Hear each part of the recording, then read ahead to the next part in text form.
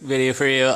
If you got a Ford Escape, this is 08 to 09, this one had a belt issue where I came in with no power steering due to the fact that the belt was off. So first thing I did, I threw a new tensioner on it, then the belt slipped off again. So I went over the pulleys. Normally when you're going over the pulleys, you want to spin them, check if they got any play in them when you rock them. Even the AC one here, ignore everything, I got everything disassembled here. And nothing had play, so I put the belt back on and then I noticed it slipped off again.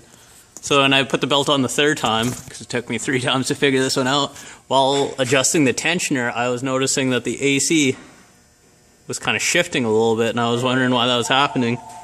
Ignore the phone.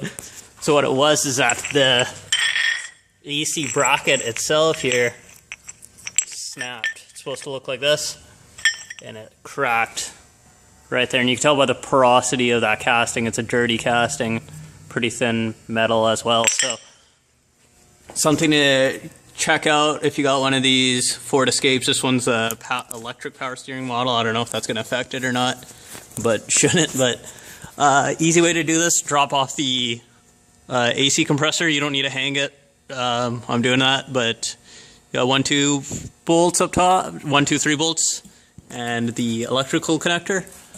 The alternator you don't have to drop off, just leave this stud out, just leave that one, few threads on, back. You got to pull the stud off this one, and then you have 3 10mm bolts. So these are the bolts that you need to take off after the splash shield. You got 1, 2, 3 bolts for the AC. This is a stud that you got to take off with the E-Torx. It is a E8. I'll link that down below. The 3 10mm.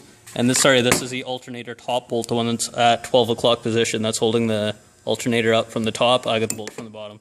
So hopefully that helps you guys out. If you got one of these Ford Escapes and the belt's flying off and you don't know what's happening, order yourself a AC bracket from the dealer.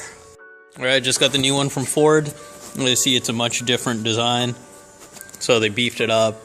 I'm guessing you have this problem and they decided to fix it, which is nice. But I guess they're not recalling them, which they should, but whatever. And also you can see it's made in the great state of Mexico. So it's good to know that American cars are still being made in America. Thanks for watching, guys.